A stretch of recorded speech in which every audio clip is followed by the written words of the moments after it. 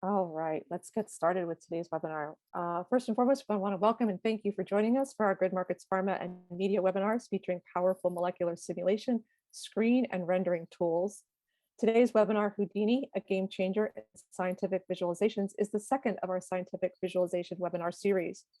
Over the next hour, we will continue to explore how visual effects artist Kate Xagoraris transforms Mo simulation data into stunning visuals, animations, and scientific models for greater communication impact.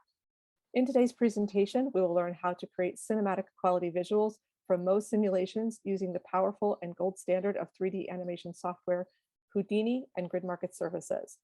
Specifically, this webinar will include an introduction to Houdini, an overview of how to export Mo data into Houdini, a description of how to measure and model proteins with Houdini, and an overview of our new Houdini protein visualization toolkit, which all webinar attendees will have an advanced access to with the links provided at the end of today's presentation. My name is Wendy Neiman, and I'll be your moderator for our time together today. We'll start out with a brief presentation from Mark Ross with GridMarkets. Mark will give us an overview of GridMarkets molecular simulations, screening, and rendering services, and then we'll hear from our guest speaker, Kate Xagoraris, VFX artist at MPC Film. We'll wrap up with a Q&A session at the end, so please drop your questions in the Zoom Q&A tab located at the bottom right of your screen. Now, without further delay, I'm pleased to introduce our first presenter, Mark Ross. Mark is based in San Francisco and is co-founder of GridMarkets. GridMarkets offers a secure molecular simulation, screening, and rendering services, which Mark will describe in more detail. Mark, thank you for joining us today. Thank you, Wendy. I'll keep this very brief. Quick overview on GridMarkets. For those of you who are in the pharmaceutical world and maybe computational chemists, you can securely run your molecular simulations and screens on the GridMarkets platform. We support Mo, Amber, GROMACS, NAMD, and Quantum Bio. If you're interested in learning more about that, go to our website, pharma.gridmarkets.com. Go ahead, Wendy, next slide. For those of you who are on the media side, VFX artists, animation studios, special effects artists, etc., we also run renderings and simulations in our cloud. We do that with Houdini, which Kate is going to be talking about today, but also with a number of other popular 3D solutions like Blender, Maya, 3ds Max, and Cinema 4D. If you're interested in more, to learn more on that, go to our gridmarkets.com website. And with that, Wendy, I'll turn it back to you. Awesome. Thank you so much, Mark. Next up, it's my pleasure to introduce Kate Xagoraris, VFX artist at MPC Film in Toronto, Canada. Kate is an internationally renowned visual effects artist, writer, professor, and industry mentor. Drawing on her strong VFX background, Kate helps researchers and scientists translate their innovative discoveries into stunning visuals to effectively increase the communication impact of their work across a broad range of media. She hosts a Houdini user group for VFX artists, scientific design in Houdini, that encourages outside-the-box thinking with scientific data and focuses on the beneficial role of visual effects in the scientific visualization and technology worlds. In addition, Kate runs a VFX site for artists to help them better understand Houdini's scientific visualization value across many research fields, including biology, quantum materials, marine studies, and astrophysics. Over to you, Kate. Hi there. Okay, so let's kind of dive right in and get started. I'll start with a brief presentation to just kind of bring you into the midst of things first. So welcome to our webinar. This week we'll kind of be breaking down some HDAs that we've kind of developed for Houdini for protein visualization. And you're going to see how you can animate or simulate the data correctly.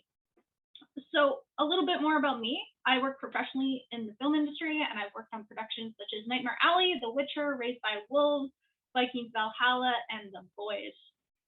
I also run as Wendy said, a popular VFX and science site called More VFX Help and for KateXagoraris.com. And you can find countless VFX and science-related knowledge on there. So the focus of today's presentation, as we kind of stated, we're going to be focusing on proteins, ligands, creating the in-between states for open and closed models, how to visualize various attributes and states the molecule can exist in. If we have more time, we'll also be breaking down the inner workings of the HDA, HDAs today, but there are like 19 of them. So if we don't get around to it, feel free to download the toolkit and explore it for yourself. You might have seen part 1 of our webinar presentation where we gave an introduction to Houdini and some basic operations that you can do in the software. I recommend checking it out if you are new to Houdini and are interested in its inner workings. Today we're going to try and waste no time and jump right in as soon as we can, but before we do, just some more information on the data sets we'll be working with. So we'll be grabbing data from the protein data bank, as that works pretty well with Houdini. In the demonstration for today, we'll be demoing some tools that you can use to read protein data, as well as how you can read it successfully. If you're wondering where these tools are, they're located also on my site and GridMarkets currently, if you can't locate them. And just a quick refresher, Houdini refresher for anyone new to Houdini. Houdini uses something called HDAs. These HDAs are also known as OTLs or Houdini digital assets. They're exactly kind of the same thing, just different words. In the summary, these are subnetworks of various node trees that you can create within the software. They're also reusable assets that you can duplicate and share in between builds. They also allow for complex scenes to be compressed and make more simplified scenes as well. And all of the HDAs you see here today are custom made to visualize protein data. I've tried to make them as physically as accurate as possible and give them a sense of flexibility when you are working with them, whether you are an artist or you're a scientist or you work in a scientific field. So let's just showcase some of the various HDAs that you can use. One of them is the deoxyribonucleotide HDA and the ribonucleotide HDA. Both of them let you visualize and isolate these types of nucleotides in the protein. They count how many there are in the protein. They also count the various different elements that are contained inside the molecule. There are color and visualization options, and they allow for different visualization options for space filling and wireframe diagram.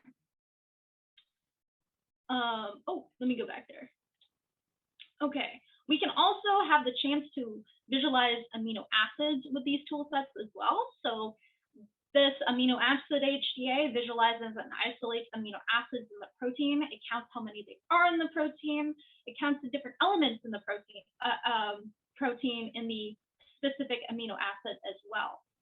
And it allows for various different visualization options. The Amino Animate HDA, you can kind of think of it as an overall animation option that you can apply to your proteins. It animates the protein by the temperature factor of the particles. We've also created a charge animate HDA as well, so you can animate the structure by the overall charge of the atoms. So we'll showcase that a little bit later. This has various visualization options as well in color. And also, if you want to see the average, minimum, maximum temperature per atom as well. So there's lots of different options when it comes to visualizing the overall animation and temperature.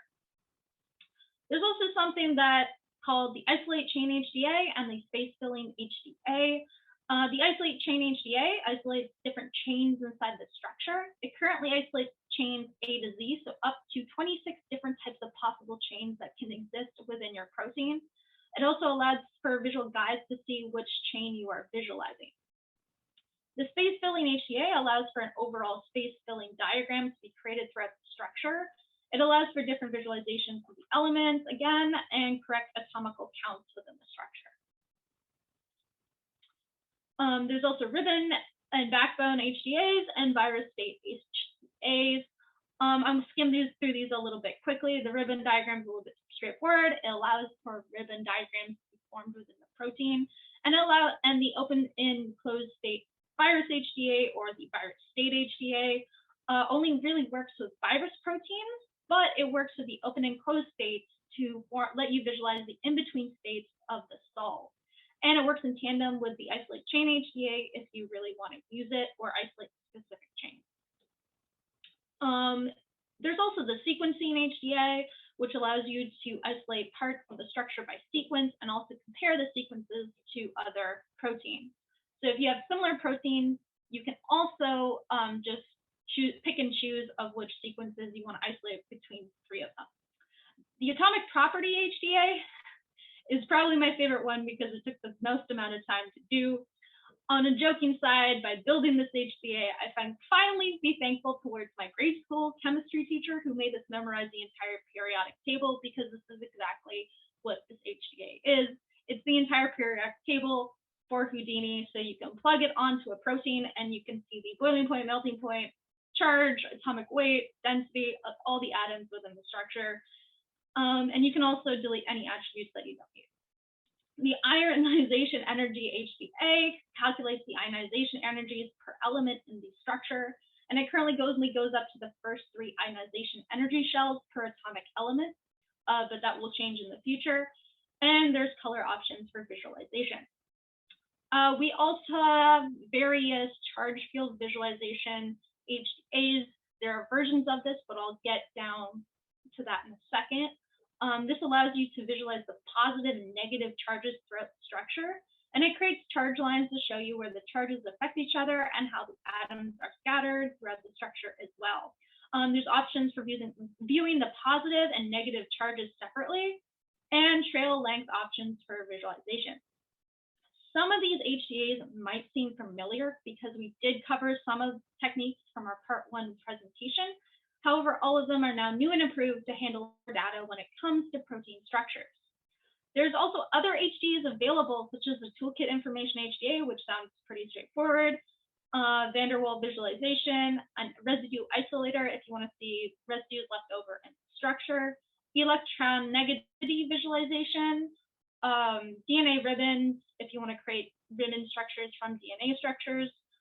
You can also visualize the bonds inside of structure as well per atom, and charge animate as you kind of discussed earlier. In total, there are 19 HDAs that you can use for protein visualization in Houdini, and these were created over a period of 3 months. This tool set also comes packaged with file examples, usable protein data, and instructions on how to use it if you were interested. We'll also break these down today through the presentation. So now we can finally jump into Houdini. And sorry if that was a little bit rushed, but I want to make sure we can cover all of our content today. And I'm really excited to get into it. You got a good pace, Kate. You're doing well. So now we're going to jump into PDB. I want to first show you how you can download data from this in case you haven't already. Houdini works best when you go to download files and download PDB format. That file format works the best. I'm currently working on other HDAs that can handle different other formats, so we can get, import structure factors and other things. But more on that in a different presentation. So diving inside here, I've kind of created, if you're new to Houdini, it works with a series of nodes. So when you first jump into Houdini, this section of your network editor is going to be blank until you drop down something called a geometry node. And geometry nodes allow you to put any node that you want inside of them if you want to build a sphere or start to import data for your structure, like that. But I'm going to jump into a particular node that I've already made for today's presentation that I've given the name demo modeling to. So we're going to dive in there. The first step to importing your data is to drop down something called a file node. So the file node basically grabs, you can pick and choose your files, you can find your file path, and you can grab them in. I've created myself like a little folder on my desktop where I can just pull in my data from. So I have my ligands oriented and my open and close states figured out. The more organized you are when you're working with protein data, the better. Often you're going to be working with multiple data sets and it's just going to get confusing. So keep yourself organized when you can. For this particular tool set, when you download it, it's going to come in a little folder. So a folder called the PDB Houdini toolset. I'm going to change the name of the zip file, but that's currently what it is as on my desktop. The inside of it are 3 other folders, one called demo files, where you can find this particular file that we've demoed today. Example data, so all the data that we've tested with this tool set is located in here. That's also downloaded from PDB. And instructions to toolkit content. So you can just see the credits of people who helped out on this tool set, HDA information, instructional guide or guides to the stuff, and the README content if you're curious on how this build is progressing. So lots and lots of fun stuff in there. And then you have your OTLs. If you want to import these HDAs or OTLs into Houdini, there's two ways to do that. One, you can copy and paste this into your OTL folder when you install Houdini, which you go to Houdini, OTL, and you can import everything into there.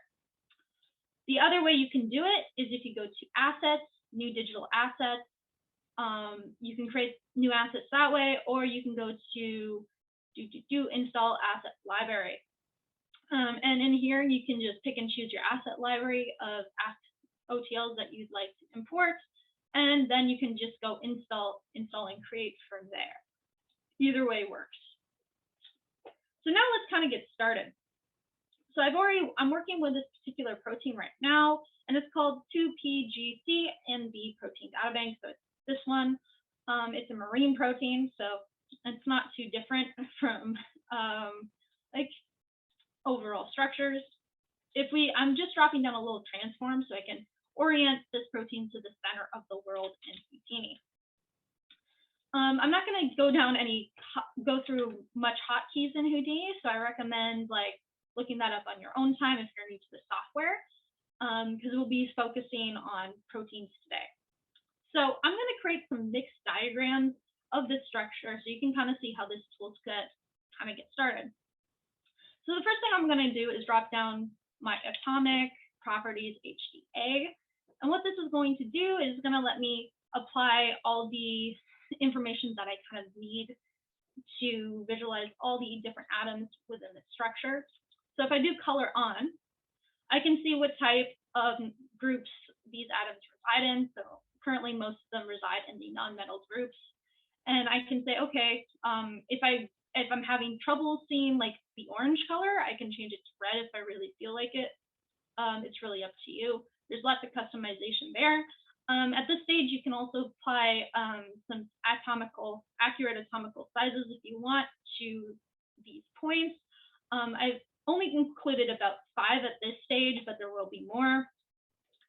And atomic properties, if you want to visualize the electron negativity of the structure, the density, overall density, atomic mass, and boiling point as well as melting point, charges throughout the structure, and van der Waals visualization. And you might be a little bit weirded out and we go, those are not the correct density ranges for the structure, and you'd be right. So we're going to use something in Houdini called the Geometry Spreadsheet. And we're going to say, okay, I'm looking for my density attribute, so density. And of course, it's going to not like me. So it's Houdini, it gets very particular if you don't capitalize things. So just keep that in mind. So the maximum density for the structure, we're going to say is 4 to 8. And if we just click it again, we can see the lowest density of the structure. So we're going to go 0, 7, 2, 5. And we're going to click density on so we can visualize that. And now we have an accurate, I'm going to turn my background to black, kind of color representation of how the entire density of each atom is kind of scattered throughout the structure. So moving on to the next Hda I want to demonstrate is something called isolate chain. So isolate chain is a little bit confusing visually when you look at it, but it makes sense. So if we look at this, we're looking at chain A. So chain A, if we can switch between them like this, chain A, chain B, chain C, like that, and we can choose which one we want to particularly look at. So I'm going to look at chain A for this particular visualization, and I'm going to say I want to create a backbone ribbon diagram from that section. I'm going to do that, and I'm going to drop that down here. And Houdini is going to freak out, and it's going to say that wire radius is too small. And there we go. There's our ribbon diagram. And I'm also going to, just for fun, turn off this text. But down here, I'm going to say I want to visualize start to visualize amino acids along this chain. So I'm going to start looking for my amino acids. And now FHE, this is now visualized on this ribbon. I'm going to merge this back into my structure so we can now use another HDA to kind of visualize maybe some wireframe diagrams scattered throughout it. So now you can kind of see the points and the ribbons together. I'm going to copy this isolated chain HDA, paste it over here, and we're going to isolate chain B. And now we're going to drop down something called amino acids, and we're going to start capturing the amino acids of the structure. So it's going to say 0 because the default amino acid this tool set resides on is MET. So we can start scanning the structure for those amino acids, and same, like the total atom count of all of these is 36. There's 4 of them right here, and there's 8 oxygen atoms, 20 carbon atoms, and 8 nitrogen atoms right there. And the color in the words is also corresponding to the colors on the atoms themselves. Now you might be saying, okay, this doesn't really work for me. I need to process this data later on after I've isolated this particular amino acid. Well, that's why there's a secondary output of this HDA. So we can drop down something called a null in Houdini, and now you can just isolate those points right there. So if you wanted to process them later on in a solve of those particular amino acids, you could also do that with this HDA, and all the information would still be applied to it. So the next thing we can say with the structure is say, okay, I'm going to just turn off my labeling. So one way to do that, you can go to your amino acids, element viz. You can turn the color on and off. Scroll down here and turn off your labels. I'm going to just keep my color on so it's consistent, and go back into my structure down here like that. Now I'm going to double check my structure for residues. And one way I can do that is drop down my residue HDA, so my residue isolator. And I still want to stick around and isolate things on chain B, so I'm going to plug that in right here. And it's right now defaulting to residue ZN, but we can start switching between the other residues that might exist in that particular area of the structure. And we found one, so MSE, which I think might be overlapping, but we'll change the color and see what's going on there. Let me just check this. Ah, there it is. So I'm going to change the color of this so we can see it better in the structure. I'm going to say, okay, I'm going to make these all blue, and the way I can do that is by copying this parameter, pasting the relative references into these channels. So all of these can also be the same color as well. So now we can see this particular residue is located really close to our other amino acids. And we can say, okay, it's right there, and there are the atomical counts and other parts of the structure. For this one, I'm also going to turn off the labeling now that we know what's there. So another thing we can kind of do with these structures is also create space filling diagrams. So I'm going to isolate another chain, so chain C, and we're going to create a space filling diagram with that as well. So I'm going to use my space filling diagram and place it down there. We're going to click it, and suddenly we have our total atomical count within that space filling diagram. We know that this, we're figuring out this is not chain A, so I'm going to turn my chain text off because the space filling diagram has a similar system from the isolate chain HDA built in. So you can still isolate parts of the chains, but you can also just color code chains in the structure as well. And what I mean by color code different chains is that if you plug this into the overall structure, you kind of see that now that we've kind of selected chain C, we can say, I want chain C to be a different color from everything else to highlight it. You can do that as well. Once again, you can turn off your total count So you can choose what you want to render as well. So those are kind of the overall diagram tools, and we're going to move on to the next protein. So the protein over here, I want to kind of showcase some of our other animation tools. So I'm once again going to drop down our atomic properties, but I'm also going to drop down something called ionization or Ionic Properties Hda. So the Ionic Properties Hda allow you to once again visualize the ionization energy of the structure. So this, you might see them IE1, IE2, IE3. So this calculates the first 3 ionization shells of each individual atom in the structure. So once again, let's say if we just want to look at IE1, we can go to the geometry spreadsheet and we can go IE1, enter, and that will find that particular attribute for us. And we know that the lowest in this particular case is 906.4. And if we scroll to the top, it is exactly that number. Perfect. So now we can look at the structure and say, okay, from blue to red, these are these ionization energies in shell 1, and et cetera, et cetera. Now, I'm going to start to try and animate the structure, and I'm going to go to my Amino Animate tool. You can also find your digital assets underneath the digital assets toolbar in Houdini, and sometimes that's easier than actually trying to search for them. So I'm going to find my Amino Animate and drop that down. Now, everything appears white because it's deleting all the color information from our previous HDA. And we can turn on our temperature labels. So the Houdini is going to think a little bit, and I'm going to change my background from dark to light. And we can go up here and we can say, okay, there's a typo error in this. This will be fixed as of today, but basically it's supposed to list from top to bottom the highest, the lowest temperature, and the average temperature. So it currently just says max, but I will fix that as of today. It's a really easy fix.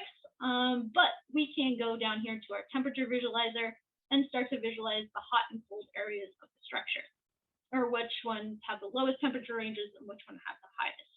So once again, we're going to go into here and we're going to say, okay, I'm going to look for our temperature values, and I'm going to delete this and scroll through here. It can be there and find our temperature factor. It can start to get a little bit confusing if you have too many attributes on your structure, and we'll showcase how you can start to clean that up after this node. So I'm going to also find our lowest temperature factor, which is 53.32. And I'm going to look at my structure now, and now it's having a more accurate representation of the entire structure as a whole. If I turn my background to dark again, and turn off this annoying grid, I can kind of see which structures might have the lowest temperature factor. It might be hard to see now that we're streaming, but I'm going to try and fix this. But I think that some of our DNA strands in there have the lowest temperature factor, and we'll visualize those very shortly. Let me just turn my point size back down to 3.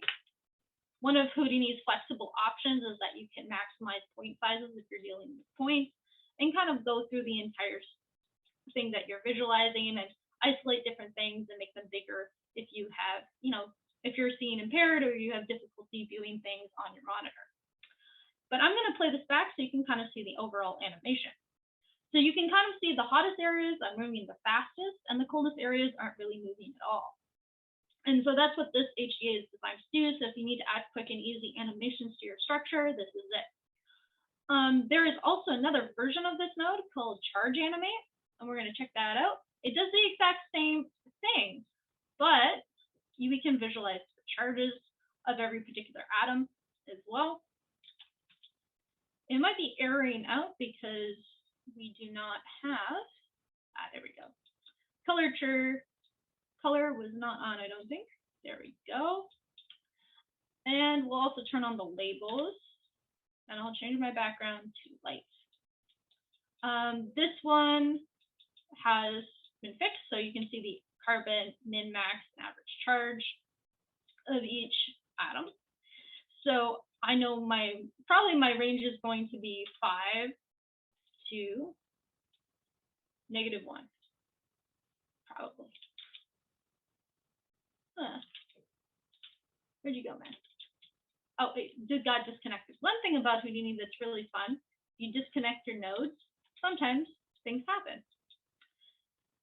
So now we can see the overall charge scattered throughout the structure, which is pretty cool. Now I'm going to start visualizing how we can isolate, like make ribbons from DNA. And we can drop down isolate chain once again, and we can say, okay, I want to isolate chain A of the structure. And now we can better see the temperature factors in that particular section. And if you zoom in right there, I think that's our pesky little DNA strand. So I'm going to drop down my DNA ribbon and go right there. And it might not be in that chain like I thought it would be.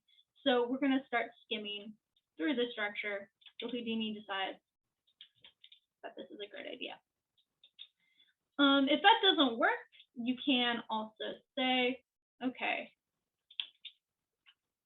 if that doesn't work, you can also just delete this, drop this down here, and see it right there. Sometimes if it's connected, if a particular like ribbon diagram can only be formed in one chain, dropping down the isolate chain might prevent those connections from occurring. So you really have to test the waters to see which HDAs work best with each other. But we'll merge these back in so you can kind of see where this is located within our structure. So drop this down. One really cool thing about this diagram tool is that if you drop down a null, you can go right here and you can say, okay, I only want to isolate that ribbon because let's say I want to animate it later or do something visually really cool with it. So I'm going to drop down a Carve Tool so you can kind of see what I mean by this. So if we wanted to, let's say, animate this over time and make it like very artistic, we could do that right here and only work with that online. And that this aspect is also implemented in our ribbon diagram tool as well. So the next one I think we can use is this one over here. And I'm going to start using our charge visualization tools that you can use to kind of better visualize the charges and van der Waals visualization with the structure. So I'm once again going to drop down my atomic properties. And start to be the base tool that I always use for everything because I need all my element data there.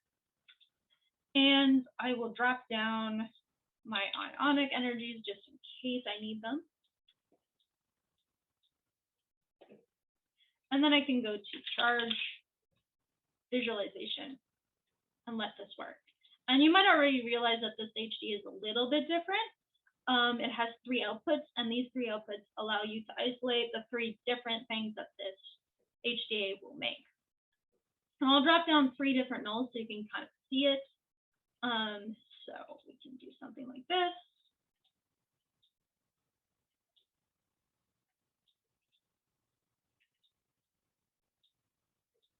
And so the first input over here on the left will allow you to see the full true output of all of this. So these are just like the point representations or the geometry built around the points. The second input is the points themselves, so you can just see the color on them. And here are our lines as well in case you want to animate them separately. So the thing that this one HDA does, if we take a look at it, we can say, oh, if we want to animate it, we can do it here. It has custom animation options for artists. I wanted to also not only keep this accurate, but also add artistic elements into these HDAs for artists who want to jump on board. This little charge thing also shows you visually red to blue, which atoms have the lowest range. So in this case, it's -3 to 4. So it's showing the charge range from -3 to 4. So if you go to charge, The highest one we have, we can scroll up, 4 and -3. So we're accurately kind of showcasing these positive and negative charges. The next thing we can drop down if we go to digital assets is that we can also take a look at van der Waals visualization, which kind of outputs the same thing, but this time this visualizes the van der Waals visualization of the entire structure per atom. Sometimes in solves you kind of need this information, but I also wanted to showcase it visually and new and unique ways for artists to improve throughout the structure. You can also turn these atoms off so you can see where these lines are emanating from like this. And it generates some pretty cool results. The next thing I kind of want to go over is if you're working with a structure, like, we'll jump back over to this one because it's probably the best example of this. So let's say I am working with nucleotides and I want to isolate some of them. I'm going to drop down this little HDA and I'm going to plug it in. I'm also going to pay attention over here, and I'm also going to drop down and isolate chains HDA and isolate only one part of the structure. So I'm going to turn this black, so dark, and we're going to start skimming through to see if there's any nucleotides in the structure. If there are, it will let us know, and we can isolate them and visualize them.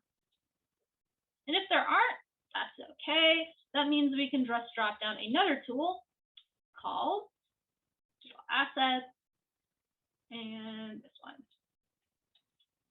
And now we can do something like this. A quick and easy way to search is just to drop this and connect it to the overall structure so you don't miss anything as well. And this looks pretty clean, actually. So we might not need it. But let's try these on a different structure as well, just to make sure that they're working. So we will jump over to our first structure and drop this down. And I think this one also doesn't have any nucleotides in it either. So that's also really great to know. And so I find the way these tool sets work is that once you have used a certain amount of tools, you can say, okay, in my model, there are wireframe models, there's backbone or ribbon structures, there's space filling, there's residues, and then you can go through each one and write down which residue is in the structure, and then you can describe through your image where these are as well. So I think presentation-wise, this is it for Houdini. Oh, yes, one more thing we forgot to demo is our open and closed state HDA, which allows you to visualize solves for virus states.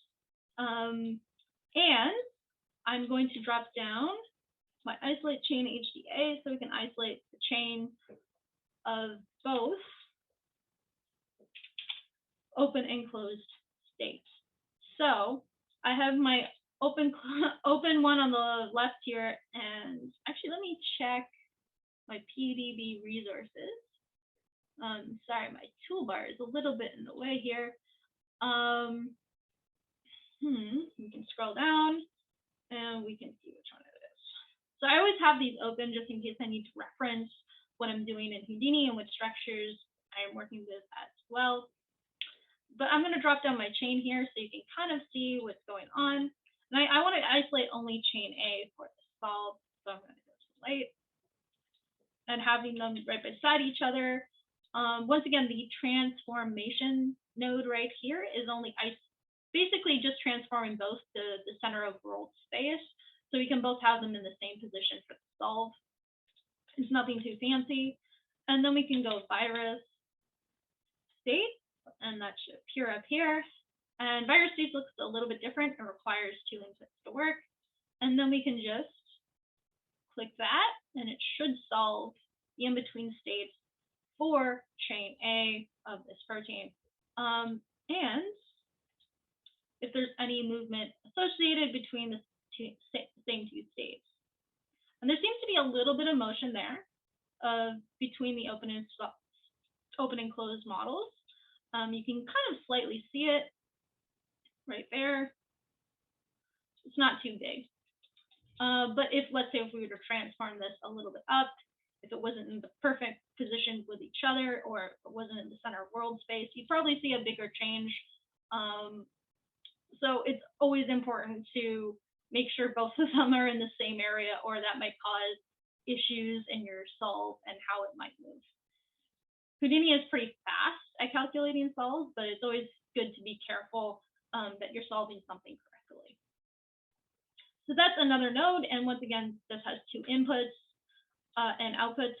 The first output being the actual model itself, and the second being the wireframe. So you can just grab this and animate it further if you feel like it. And I think that's the last node that we're going to cover for today. So I'm just going to jump back into our Houdini presentation. As there's some big people I'd like to thank for helping build these tools. These references and resources and people were very crucial to helping push this in the direction that it's going. And if you want to use it or test the tool set out, please let me know and download it if you have time. And I will pass this back off. Why don't we, excuse me, get started with questions. Are you ready for questions, Kate? Yeah. Cool, because we've got one here. What are some of the major differences in rendering visualizations in Houdini versus Mo? Okay. Yep. So I'm just brought up that data with me right now. So Mo is kind of I don't want to say it because I don't want to make anybody else use a different, protein software feel inferior, but I would consider it like one of the gold standards that you can visualize proteins in. It has like a lot of different resources for visualizing proteins, and it's another, I don't know if it's but it's basically used to capture protein data, put protein data together, solve protein folding and binding and things like that, and it's used quite widely by scientists. But the main difference between Houdini and Mo is that Mo was originally designed with the intention only being used for protein visualization, as far as I know, and it's built with all those functions that you could possibly want. Houdini, on the other hand, it was originally designed for the purpose of creating 3D graphics in multiple industries. So Houdini is great in the sense that you can basically build anything you want. And you can basically choose if you want to maintain accuracy, if you want to go for an artistic approach. You can also have presets for materials and multiple render engines, as well as complex lighting methods. I think Houdini is heading in a huge look dev and lighting route. So if you need to have really high, so you have something that requires high graphics, like Houdini is perfect for that. And with Houdini, there's overall more flexibility when designing and programming your own tools for visualization. And like as we talked about, Mo has been built also with presets and functions for protein folding at the click of a button. But with Houdini, it's really up to you of what type of protein solve you would like to program into the software. Cool. All right, we have another question, Kate. They're coming fast and furiously. Question number 2, Kate, how can Houdini handle accurate animations and representation of protein data? And then the follow-on to that, how accurate is the software? So Houdini is very accurate when it comes to interpreting solves and motions and objects. For example, some pre-built into the software, mathematical methods it has for handling simulations is it allows you to simulate particle-based and volume-based fluid simulations. It also allows for finite element solutions for mathematical modeling in the software. There's also various examples in the Houdini community of artists and scientists using Houdini for producing musical sounds, using it for visualizing strange attractors, line molds, U-chart graphs, experiments with Delaney triangulation, and much more. I've even seen recent examples of someone simulating an electron passing through a spectrum, so you can see the energy fall off. And so there's a lot of things that are capable within the software. Awesome, thank you. looks like our next question mark is for you. The question is, how would I get started using GridMarkets? Well, it's pretty easy. On our website, there's a free trial button, either on the pharmaceutical website, which is pharma.gridmarkets.com, or the media website, which is gridmarkets.com. You'll find the free trial button in both cases. Go there, click on that button, and answer a few questions, your name, your email address, and so on, and that will result in a free account, and some free GridMarkets credits will go into your account, which will allow you to submit at no risk. So there's a step requiring you to download something called Envoy that allows you to send your submission to us securely, and that's it. So steps are basically sign up for an account, download and install Envoy, and then from there you can submit. Easy peasy. Sounds super easy. Thanks, Mark. Next question is for Kate. Kate, in regards to the tools talked about today, what are the next steps that will progress them? And are there any more protein tools in development? So for this toolkit, I have a lot of plans. I would love the main goal to be to achieve properly showcase protein solves in Houdini. But part of doing that means you have to set up the surrounding data and processes first. So my main goal over the past 3 months has been to do that. There's still a lot more I need to do, such as the various solves you can calculate for protein folding and motion, but that's certainly in development. The next plan for these tools will be design more data processing, visualization, and solving tools. Some of the tools I would like to achieve in the software are molecule isolation HDAs. So basically what this entails is, like, if anything has a water bond within the structure, I want to isolate that and showcase it. I want to show protein docking, so that's going to be another solver onto itself. Degree of freedom HDA, so you can see each degree of freedom of that particular atom in the structure or amino acid, etc. RNA data sets HDA, so basically more functions for bringing in RNA data sets, and SVG to Houdini HDA, so we can import those file formats as well and get that data from it. And then further development to the bond HDA, which we weren't able to showcase today. So I want to also showcase the salt bridges and hydrogen bonds as well in between atoms, and ring interactions, plane atom interactions, or plane, things like that. Awesome. Hey, Kate, just want to add, on the website, where you also find the download button for the toolkit, there will be a form if anyone has any questions or comments regarding the toolkit or things I'd like to see in it, in addition to what you've just said. They can put it in that form, and or they can use the visualizations at gridmarkets.com email address to notify us of the same. We'll be putting that up on a slide in just a moment. Back to you, Wendy. Thank you. No, that's awesome. And it looks like we have time for just one more question, and that question is for Kate. Could any other scientific tool sets be developed for Houdini other than protein visualization, or is Houdini limited to processing specific data sets? So yes, Houdini is capable of handling different tool sets. The best example of this is the Houdini toolset for astrophysical visualization. And this is something used by NASA researchers and various other visualization places down the state. It basically processes a bunch of NASA data sets. And it's pretty much all Python, and it works well with scans and BBD data as well. So something I'm looking into after this toolkit is how to further visualize quarks and atomic elements in the software, so we can visualize the spectrums of them and much more. And I have been leaning into quantum material research a little bit because it's so unknown, and there's not a lot of material output of it out there. And I would love to take a stab in the future and figure out how to visualize that science in Houdini. And another tool set I am leaning towards is for physically accurate clouds in Houdini as well. Almost every production I've worked on in the past year has needed some sort of atmospheric render, so developing a solver and an HDA for those cloud types would save me a lot of time, as well make scenes more realistic. And you could point to a scout cloudscape of Jupiter or something and say, that's physically accurate. So that will be up by next Alley of Adventures as well.